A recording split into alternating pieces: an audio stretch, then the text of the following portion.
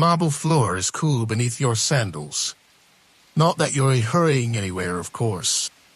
This is Byzantium, where time drips like incense from a bronze censer and court cases move only slightly faster than erosion. You arrive at the outer court of the Great Palace just as the sun begins to melt over the dome of the Hagia Sophia.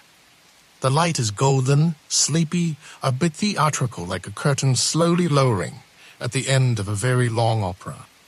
The scent in the air is something between roasted chickpeas and sanctified myrrh.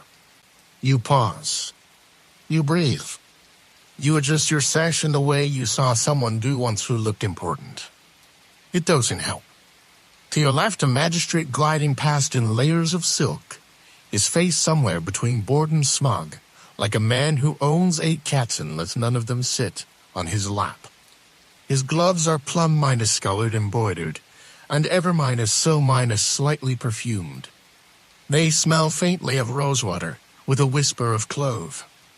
He does not wave. You probably won't make it through this day. But that's fine. This isn't a place that rewards speed. Byzantium is not here to impress you with efficiency. It's here to outlast your skepticism. If you're still awake, don't forget to gently like and subscribe.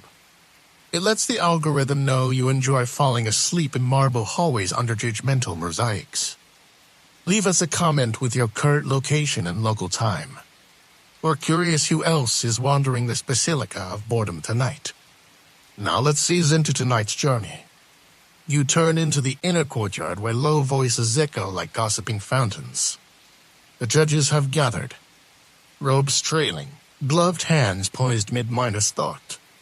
These aren't the hammer swinging types from later centuries.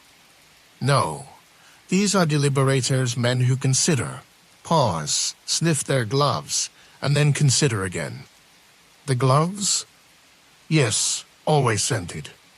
A major historical fact: Byzantine judges wore perfumed gloves not just as a fashion flex, but as a mark of incorporatedly. A pure scent for a pure verdict. It helped mask the stench of bribery, literal and metaphorical. They're made of fine leather or linen, depending on the season, and dabbed with oils of rose, saffron, or occasionally something rare ambergris, if you're lucky or suspiciously well-funded. There's an art to adjusting them mid-trial. A subtle tug of the cuff could signal disapproval. A deliberate removal might end a hearing.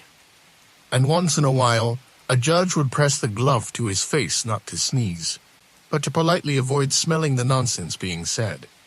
You pass under a colonnade where mosaics glitter like gossip. One shows Emperor Justinian holding a scroll and looking vaguely smug. Another depicts a lion eating a heretic. Possibly metaphorical. Possibly not. Historians still debate whether that lion scene was literal, symbolic, or simply an early attempt at Byzantine courtroom flair. You settle onto a stone bench, watching robed figures shuffle and undout like incense smoke. One judge discreetly eats a fig from his sleeve. Another uses his glove to swat a pigeon off the balustrade. No one says a word. The pigeon looks offended. The court scribe passes you, carrying 3 wax tablets and a broken stylus. He mutters something about olive bribes and a goat named Theodora. You pretend not to hear. The court is sacred. Also, you're not sure what the goat did. Over in the corner, a clerk sneezes into a scroll. No one reacts. Byzantium has seen worse. And here use it.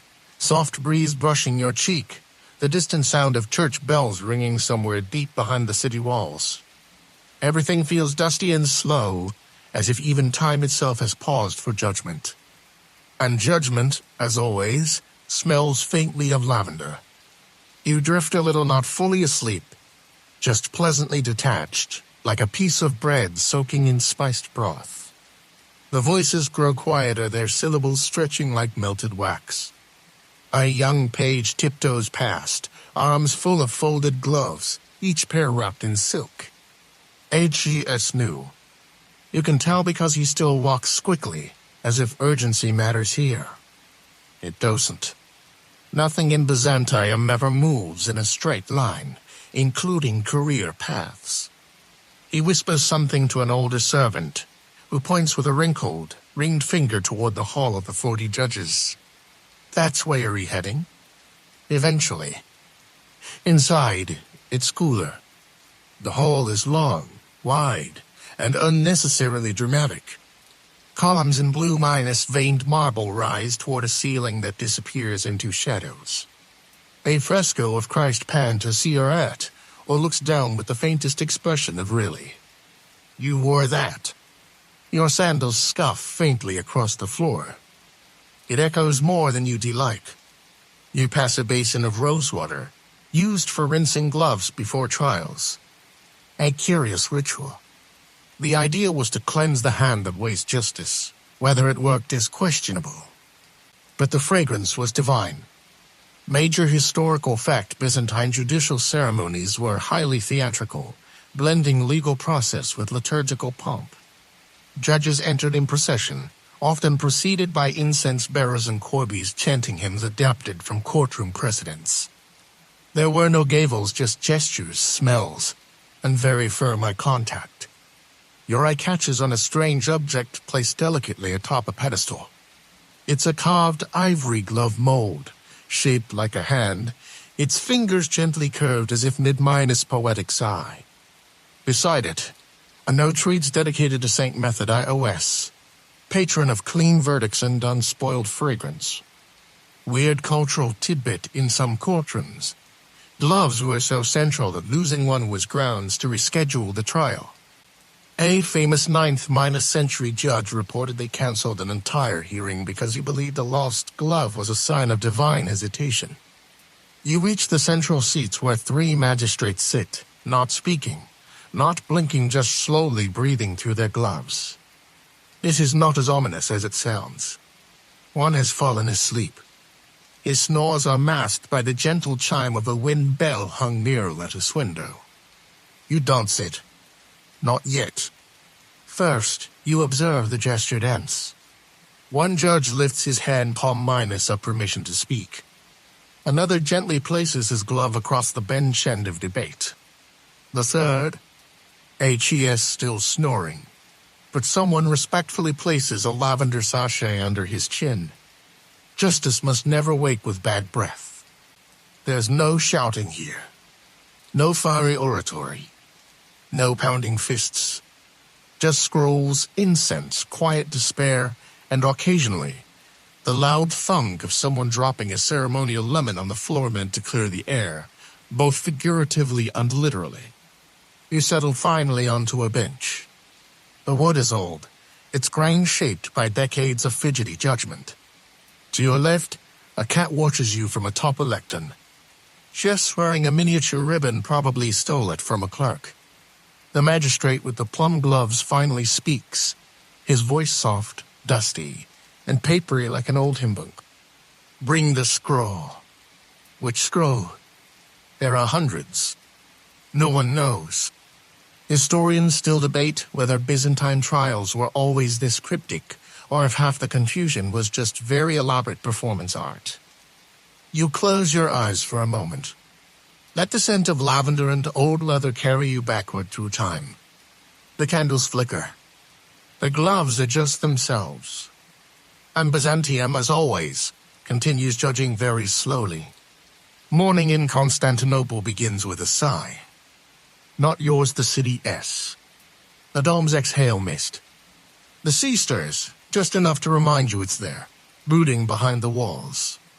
And in a quiet side chamber of the courthouse, a sleepy porter opens a cedar chest of gloves. One by one, he lifts them out like sacred relics. Which, in a way, they are. You're still seated on the worn bench, your back pleasantly sore, your legs forgetting they ever had ambitions of motion. Someone has brought you a cup of barley tea. You're not sure who. The tea tastes faintly of fennel and bureaucracy. The court is not yet in session, but that doesn't mean it's quiet. A small choir practices in the distance, their voices drifting in like doves unsure whether they're welcome. There's a low hum as scribes sharpen reed pens against polished shelling quells. The shavings fall like soft rain. You glance down the aisle. A pair of junior magistrates, still shiny, still hopeful, are arguing over the proper wrist height for glove presentation. One insists on shoulder level. The other waves dismissively and mutters something about aesthetic symmetry. Major historical fact: by the 10th century, the Byzantine legal system was fully codified under the Basileia, a 60-volume reworking of Roman law. But none of those volumes covered glove etiquette. That, as you now realize, was an oral tradition more sacred than the scrolls themselves. A bell rings once. No urgency. It sounds more like someone saying, "Well, I suppose we might begin, if you insist." The judges reappear, gliding in from behind a crimson curtain. They move with the gravity of drifting clouds, slow, heavy, dramatic. Each one holds their gloves in both hands, fingers interlaced like tiny sleeping monks. Weird cultural tidbit: some judges reportedly had their gloves anointed with holy oil by minor priests before especially important cases. One bishop objected, saying it smells more like vanity than virtue. He was ignored, then politely reassigned to a monastery in Cappadocia. The day's case involves a dispute over olive trees. Whose roots grew where? Whose shade touched whose wall? It's the kind of argument that's been happening since olives were invented. You listen, sort of. It's not the content, it's the rhythm. Words drift like petals thusly. Moreover, it is alleged you could sleep inside those words. The magistrates nod, occasionally sniffing their gloves as if to confirm their own objectivity. One raises a small scroll and unfolds.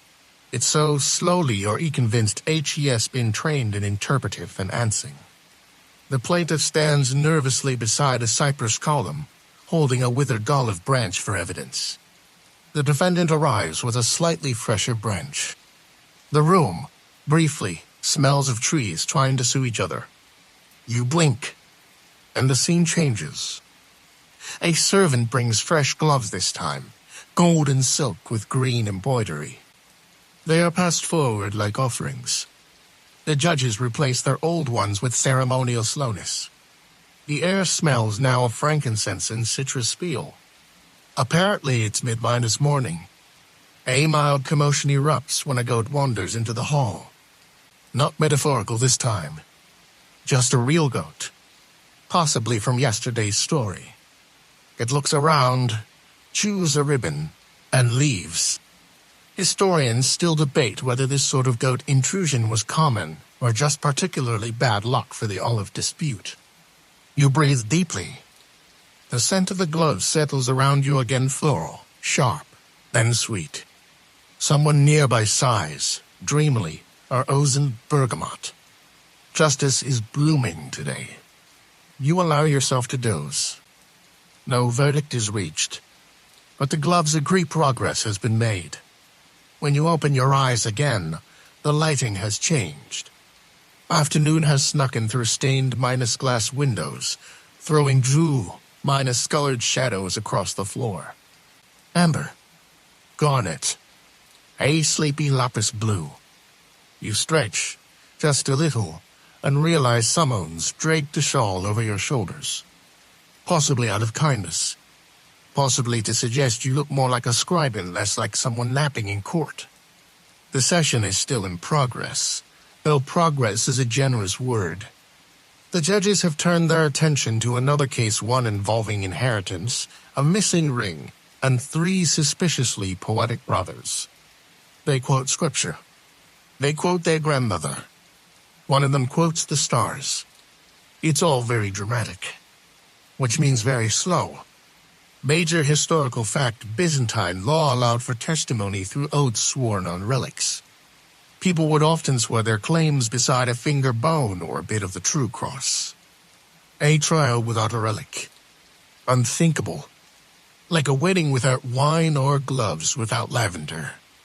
One of the judges now holds a reliquary in his left hand and a rose-scented glove in his right. He appears to be weighing them. There's no rule against it. No rule for it either. The gavel has been replaced by symbolic props.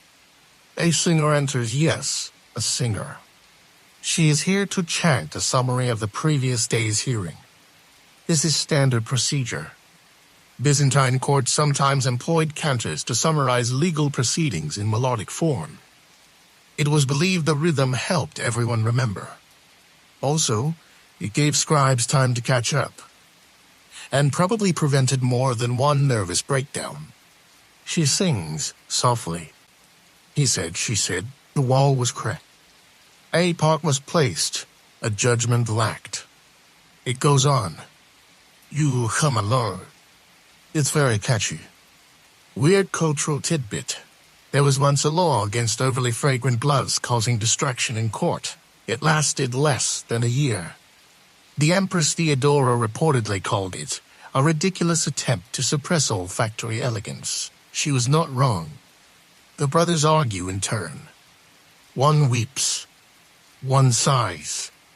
One simply eats dates from his sleeve and shrugs. The judges look on, unmoved, adjusting their gloves like conductors in a very slow orchestra. Someone nearby drops a pen. The sound echoes dramatically. The room pauses, as if the pen might be making a point. It isn't. Still, a note is made in a scroll could fill a pivotal moment. Suspect divine emphasis.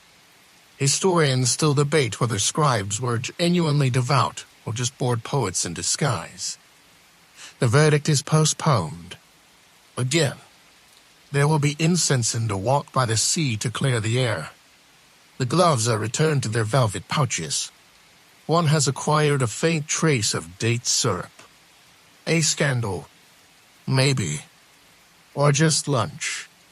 You leave the courtroom slowly, retracing your steps through sunlit halls. Your shawl slips slightly off your shoulder, but no one notices. You pass the basin of rosewater again. The scent is still there, faint but proud. Outside, the sea glints. Somewhere far below, a fisherman shouts something about mackerel and destiny. You breathe in deep. The city exhales. You find yourself in a tiled garden behind the courthouse, where orange trees lean toward sun minus warm stone and pigeons pretend to be decorative. Their cooing is oddly coordinated, like a lazy choir too shy to rehearse. A shallow fountain trickles in the middle, water tracing slow loops in a basin shaped like a Byzantine cross. You sit beneath an ivy-covered archway, letting the sun dapple your knees and the city hum around you like a lullaby. A gardener trims rosemary in the corner, each snip a tiny punctuation mark in the afternoon's sentence. Beside him, a basket of discarded glove linings, linen, velvet, and even one in what appears to be peacock-feather brocade. That one gets picked up again. Too pretty to compost. Major historical fact: many Byzantine judges were drawn from the senatorial class, and part of their expected presentation was sartorial robes in imperial hues, embroidered belts, and yes, gloves carefully matched to rank and season. You were not simply judging. You were performing judgment in full regalia. One magistrate wanders through the garden holding a pair of gloves to his face, sniffing slowly, as if solving a mystery through scent alone. Lemon vetiver, he mutters, nodding sagely. Appropriate for treason hearings. Two small boys, sons of officials, chase each other through the columns, wearing 2 large gloves as hats. Aikler tries to stop them, fails, and instead mutters something about the decline of civilization beginning at home. You wander toward the edge of the garden, where a low marble bench invites you to forget time exists. You oblige. A soft breeze stirs the trees. Somewhere in the distance, a lute begins to play a tune that sounds like melted sugar and forgotten promises. Weird cultural tidbit in some ceremonial courts. Gloves were removed and waved 3 times at the start of trials, like a fragrant semaphore. No one remembers exactly why. Some say it honored an ancient Roman salute. Others say it was just a very fancy way of checking for moth holes. You lean back, eyes half closed, and hear a voice. It's a robed figure standing beside a pomegranate tree. You're not a litigant, are you? They ask, peering over tinted spectacles. Good. Litigants always smell of panic and lemon balm. You shake your head. The figure nods in approval and hands you a folded cloth inside, a pair of pale gloves embroidered with vines. For reflection, they say, you have no idea what that means, but you accept them anyway. The gloves smell faintly of nutmeg and nostalgia. Scholars still debate whether the glove exchange ritual was symbolic of wisdom, peace, or just polite passive aggression. The gardener offers you a sprig of rosemary. For memory, he says. You tuck it inside the gloves. You drift into a warm, fragrant stillness. Somewhere, justice continues. But you are under a tree, listening to leaves discuss their plans for the evening. You return to the city by way of a shaded arcade, lined with arched doorways and the smell of warm bread. The street is hushed in the way only a weekday afternoon can be. Cats are sleeping on ledges.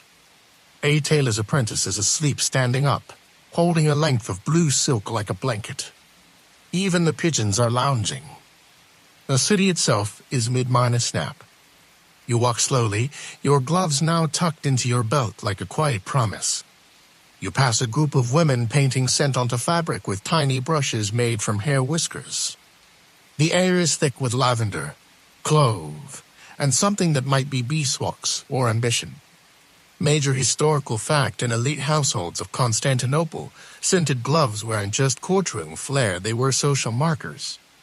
They signaled taste, access to rare spices, and the kind of status that allowed one to wear lemon-minus scented authority without explanation.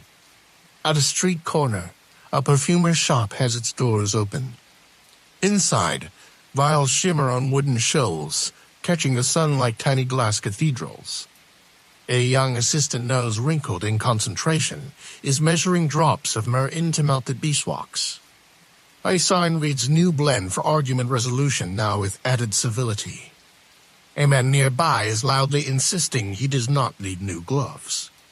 His current pair mildly stained and entirely unremarkable are, in his words, good enough for verdicts, vengeance, and vegetables. No one seems convinced, least of all the glove. Weird cultural tidbit: one court record mentions a judge who insisted on gloves scented with pine resin during all her trials. She claimed it helped her detect lies. Whether this worked is unclear. She was famously never wrong, or at least, never overruled.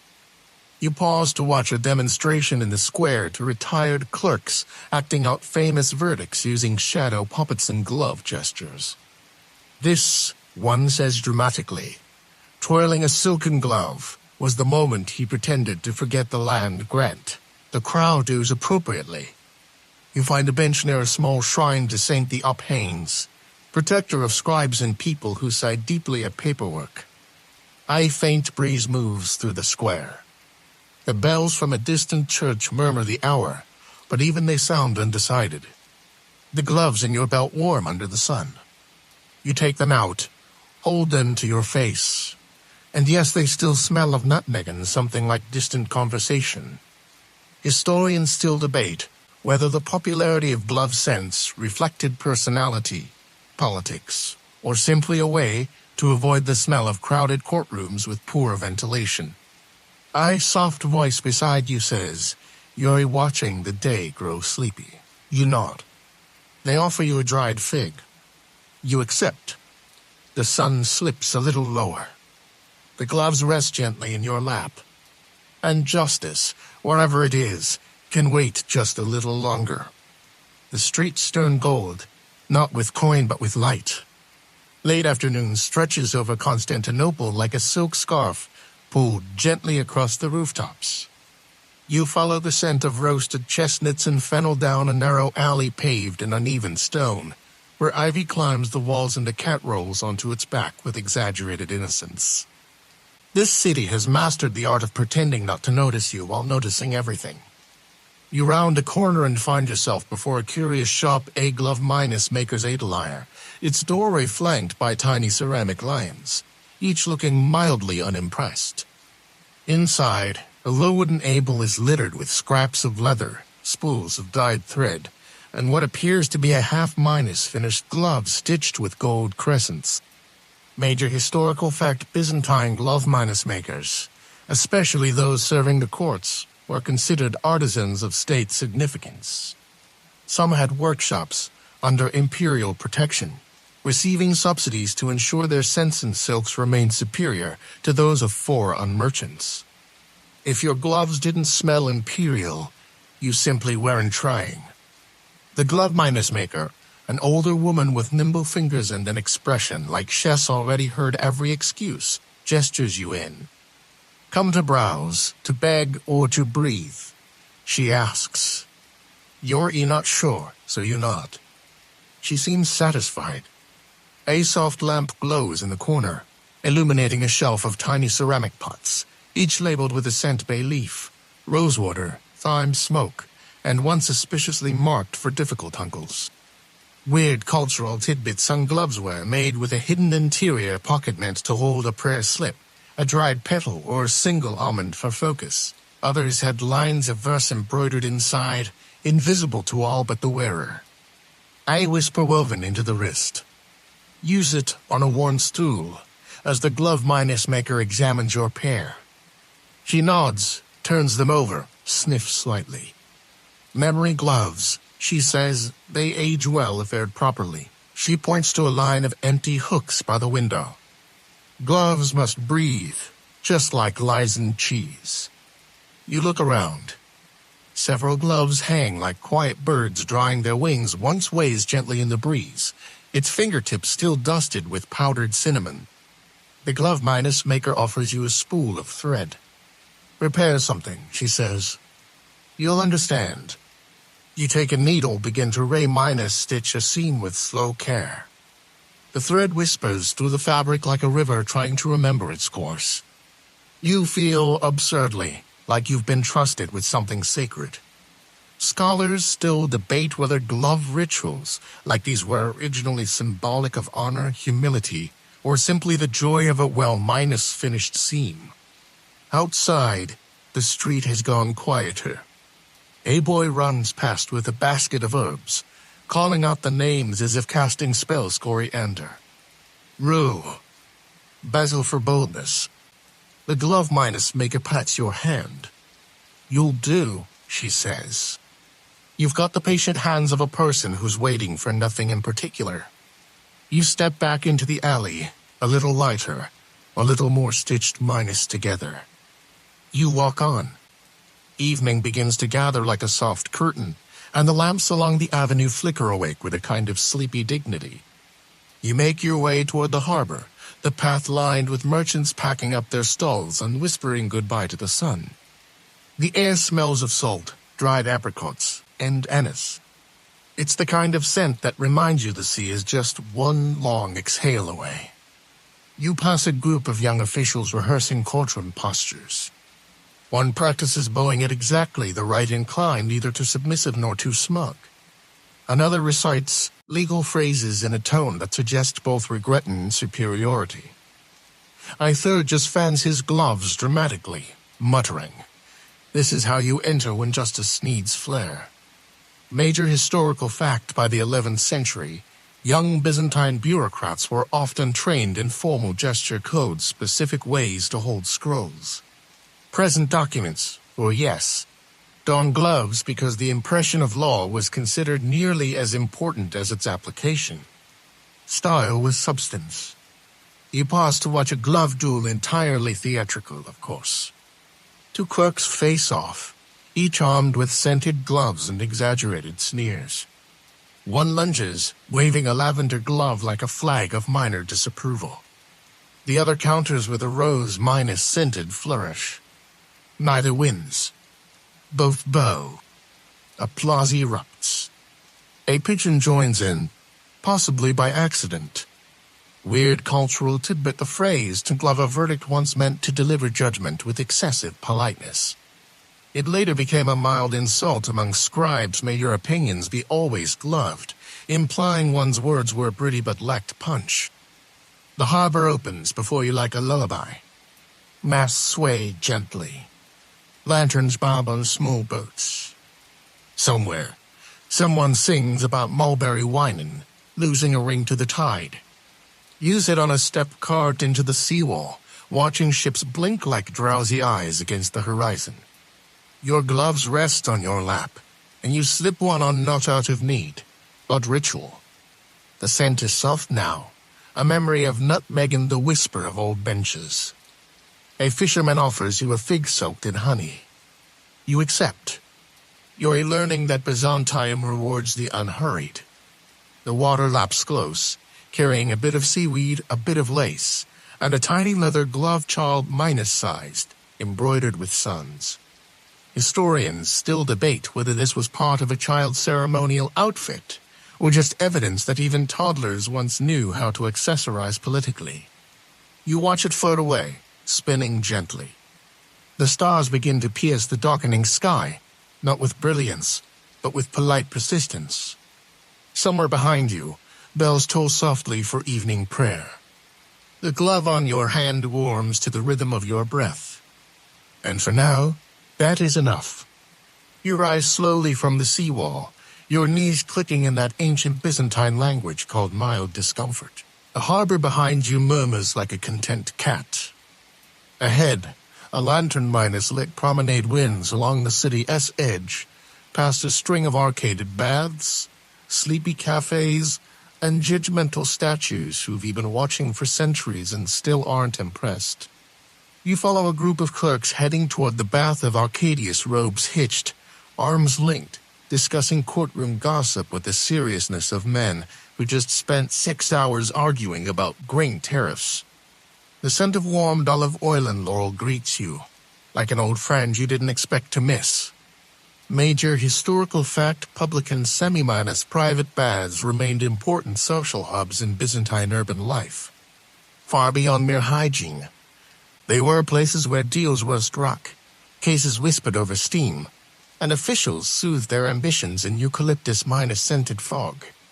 Some judges even held informal pre-minus hearing discussions here, though whether anyone ever left with dry gloves is doubtful. You're invited and your nutmeg gloves earn approving nods. Subtle, someone whispers. Reflective, slightly melancholic. Excellent. You take this as a compliment. Inside, steam curls like calligraphy. You find a corner where men rinse their wrists with rosewater and argue softly over who misfilled the land grant petition. Someone's grandfather snores loudly beneath a linen towel. No one wakes him. Weird cultural tidbit: in certain bathhouses, a silent glove stand was maintained. Visitors could temporarily pin their gloves to a velvet board, with each scent minus-coded by tiny tags. A glove labeled juniper remorse mysteriously vanished every week. A bath attendant offers you a cloth soaked in lemon-scented brine. To wipe away excess certainty, he says with a wink. You take it, and for a moment, your thoughts feel cleaner. Scholars still debate whether bathish discussions ever swayed official rulings, or if they were simply elegant venues for legal venting on discreet matchmaking.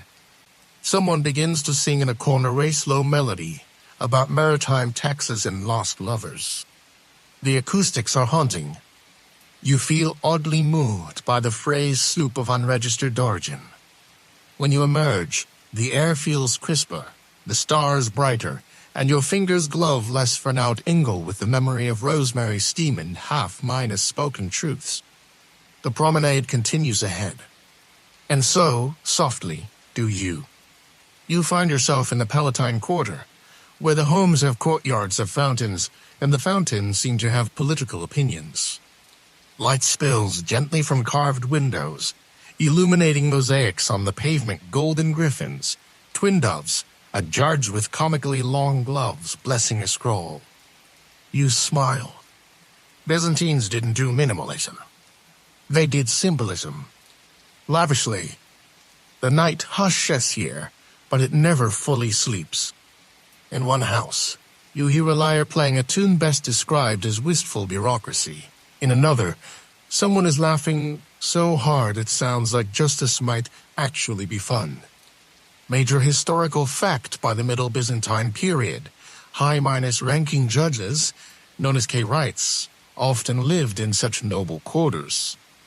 Their houses functioned as both homes and semi-official salons, where influential guests would sip cherry cordial and discuss land disputes disguised as poetry readings.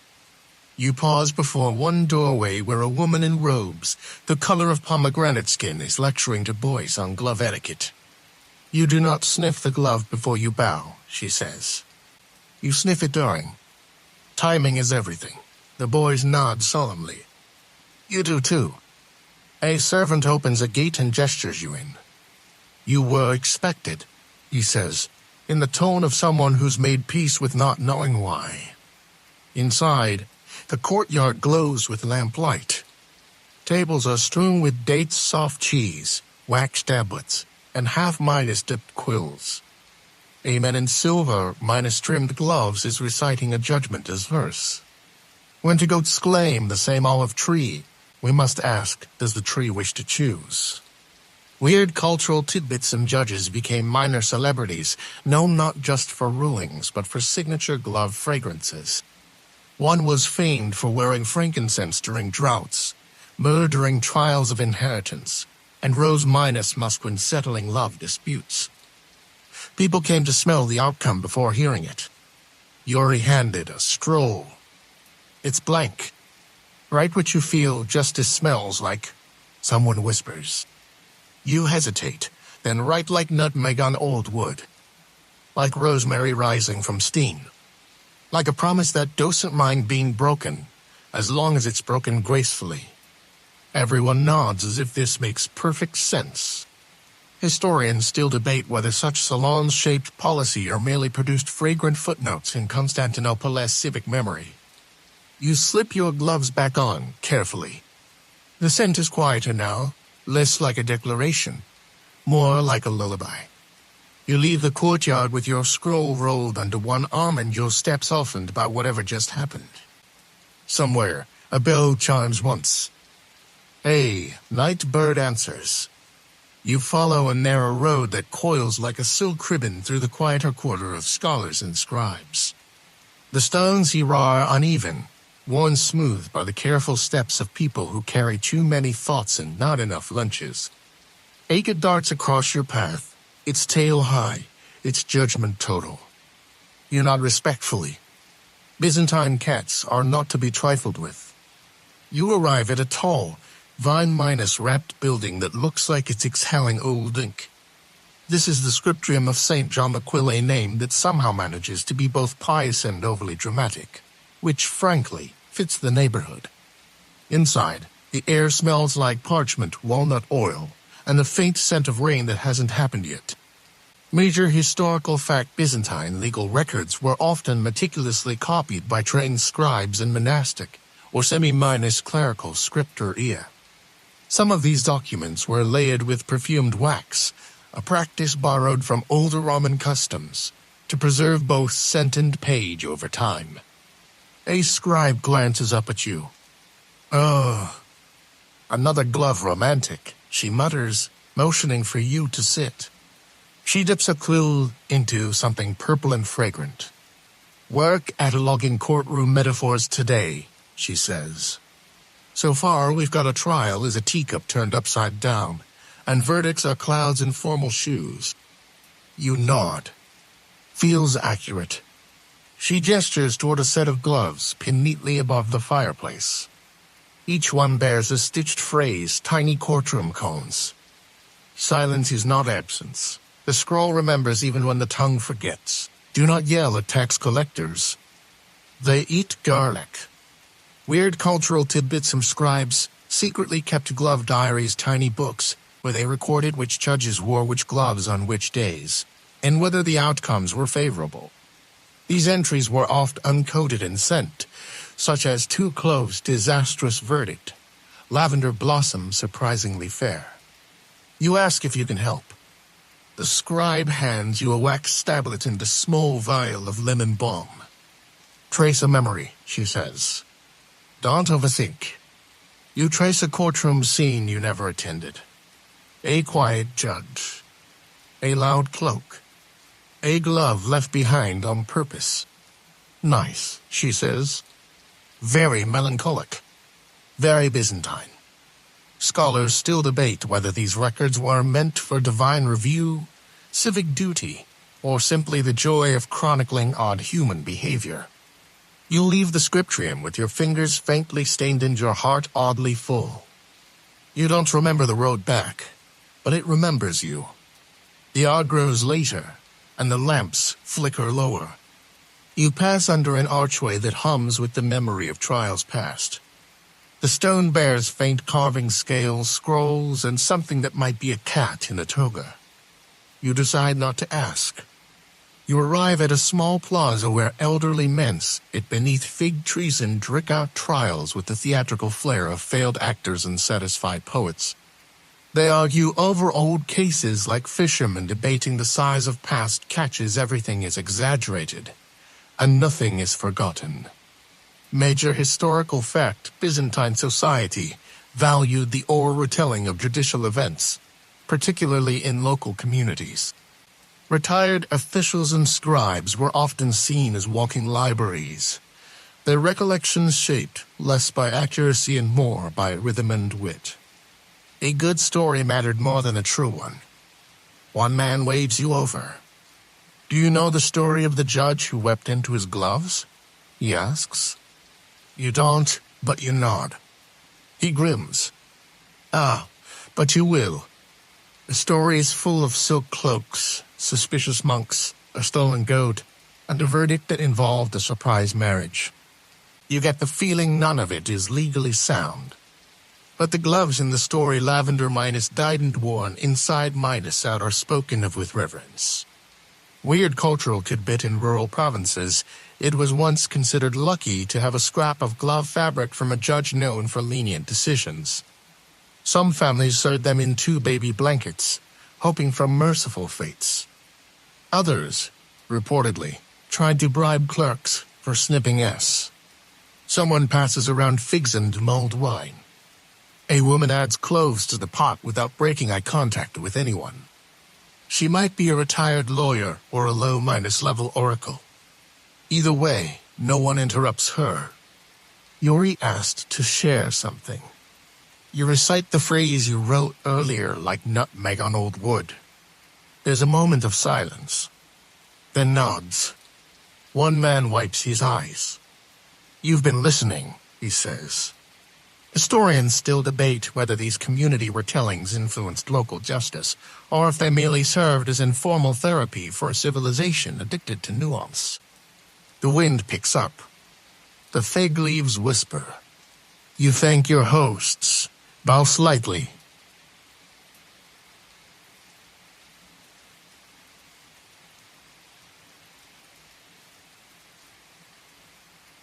The street ahead narrows, but you no longer mind the tightness.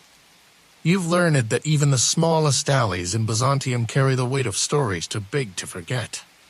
You step down a slope paved in uneven marble, each stone glinting like a memory under the oil lamps. Here, the world softens. The murmurs of law and lavender fade into the sounds of night markets packing up the clink of ceramic lids, the slow sweep of straw brooms, and one particularly dramatic donkey making its exit. You pass a small booth where a woman sells scented beeswax scrolls, seals, clove for inheritance papers, chamomile for apologies, and myrrh for anything involving neighbors and shared garden walls. She hands you a small disc of wax for free. You look like someone with a silent opinion, she says. This one smells like restraint. Major historical fact, Byzantine legal documents were often sealed with wax imprinted by rings or stamps, and in higher circles, it wasn't uncommon to assent to the sealing wax. It was considered both a gesture of refinement and a not minus subtle suggestion of mood. You tuck the wax in your sleeve and walk on, drawn by a faint glow ahead. A paper lantern swings gently in the breeze above a courtyard door. The door opens before you knock because of course it doesn't. You are ushered into a room filled with silks, slippers, and silence. This is a glove minus maker's shop, but not the usual sort. These are not market gloves or courtroom gloves. These are ceremonial, decorative, nearly operatic. One pair is embroidered with phrases from psalms, another stitched with tiny silver fish, arranged in neat lines. One glove is entirely translucent. For mystery, presumably. Weird cultural tidbits. Some judges kept dream gloves, not meant to be worn but placed under their pillows before major verdicts. The idea was that justice, being rather shy, might visit and sleep and whisper the right answer. One chronicler noted that a judge once dreamt of birds and reversed a treason ruling.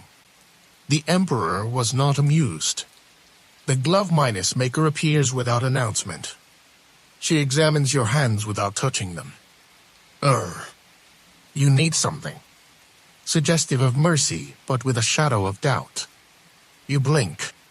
She brings out a pair dyed seafoam green, scented faintly of lime, leaf, and regret. You take them without argument. Scholars still debate whether ceremonial glove minus making was a legal formality, a spiritual talisman, or just Byzantine being Byzantium. Outside, the street is quieter now. Only the soft rustle of fabric follows you. You walk slowly, your new gloves tucked into your belt like a scroll waiting to be unrolled. You pass a modest fountain in the shape of a lion sipping from a basin. The water is barely a trickle, like the fountain, too, is tired of remembering imperial decrees. Use it for a moment, undress your eyes, which is how you end up following the faint sound of music to a courtyard lit by flickering torches in the gentle hush of slippers on mosaic tile. It's a gathering of night clerks, those odd, moonlit archivists who keep Byzantine lesser scrolls in order. The scrolls no one reads, but no one dares to discard. Someone's playing a hand drum softly, as if beating time for a legal system too complex to march. Major historical fact: Byzantium's bureaucratic apparatus never really slept. Night clerks handled overflow transcription, storage, and midnight errata, particularly in Constantinopolis larger districts. They were part scribe, part record minus keeper, part insomnia support group. They welcome you with sleepy nods. Someone hands you a cup of hot barley milk spiced with cinnamon and cardamom. It tastes like paperwork and comfort. You settle next to a clerk who's unangling a mess of ribbon minus-tied verdicts. These are the if-minus-then rulings, she explains. If a merchant loans you a mule, then loses a chicken, and you marry his cousin. You know, that sort of thing. You nod sagely. She offers you a scroll that smells faintly of fennel. You open it and find a poem instead of a verdict. When laws are many and answers few, let your gloves speak more than you. Weird cultural tidbits: some clerks secretly compose scroll poems late at night, hiding them between layers of legal text. These verses were rarely found unless someone spilled ink or fell asleep copying. The clerk beside you dozes off mid-minus ribbon. No one wakes her. One man quietly tucks a glove over her hand like a blanket. You feel warm in this peculiar hive of forgotten knowledge. Historians still debate how much of Byzantine law was actually understood, even by those who enforced it. Some suspect that ambiguity was the point. You rise quietly and leave them with their soft drumbeat and whispered parchment. The stars above seem to approve. You feel them watching, not judging, just taking notes. You reach the final courtyard just as the bells toll the quietest hour. Not the loud clangs of daytime authority, but the gentle, almost bashful chimes of midnight Byzantium, soft enough to be mistaken for a breeze brushing bronze. The gates here are carved with vines and curiously shy lions, as if even the stone prefers diplomacy. Inside, a group of retired judges sits in half-minus circle around a brazier, their robes more memory than fabric now. One plays with a wooden puzzle box. Another carefully peels a fig. The eldest of them gestures for you to sit. No words at first. Just warmth, the scent of clove minus smoke, and the soft flick of pages being turned. Someone offers you a warm cushion and a small, clay dish of honey dolmens. The dish is older than you. Maybe older than most cities. Major historical fact in their later years. Some Byzantine judges were given honorary advisory posts part retirement, part ceremonial anchor. They weren't expected to rule, only to remember. Their presence was considered a blessing, and occasionally, a quiet warning. You ask what they talk about, night after night. One judge smiles. Mostly gloves, he says. And the ways we manage to say no without actually saying no. Weird cultural tidbit, the phrase "his glove turned inside out" was used to describe a man who had completely reversed his moral stance, often with theatrical flair. The phrase still appears in obscure poetry. One judge recalls a time a courtroom bird stole his glove mid-minus verdict. That crow was the only one who understood my ruling, he says. Everyone laughs. Quietly. Respectfully. Like it's the last joke of the night. Scholars still debate whether these late-minus night gatherings influenced judicial records or were merely the final performance of legal minds, not yet ready for silence. You stand to go. The eldest judge nods. The real verdict, he says, is whether you remember how it smelled. And no. Let us ease into a slower breath. A final pause beneath the stars of Constantinople. The torches dim behind you, their flames curling like old stories, and the marble beneath your feet grows cool and smooth. You walk slower now, not from tiredness, but from reverence, as if even your shadow doesn't want to leave just yet. The city hush is around you, its alleyways exhaling one by one. Somewhere, a lantern swings gently on its last loop, casting soft gold against the wall of a bakery long closed. You smell faint Addison dash, like a dream half-minus remembered from breakfast. It appears again, perhaps the same one as earlier, or maybe just its cousin in a new time slot, and it watches you pass without judgment. Or perhaps with mild amusement. The scented gloves are still in your belt, warm from the night and carrying whispers of every room you entered. You think of verdicts wrapped in wax, of crows with courtly timing, of scribes who write poems no one sees. You remember the fig trees, the scroll poems, the woman who handed you lemon balm as if she could already smell your thoughts. Above, the stars feel closer now, like they're not so much above as beside you, recording, not shining. The wind carries sandalwood in time. Your steps slow further, then stop. You listen, not for a verdict or a memory or even a word. Just for that final silence a city gives when it knows you've heard its story. And that silence is soft, and that silence is kind. And you, glove-minus bearer of the night, may finally rest. Sleep now. Your story has been filed, sealed, and perfumed just as it should be. Good night.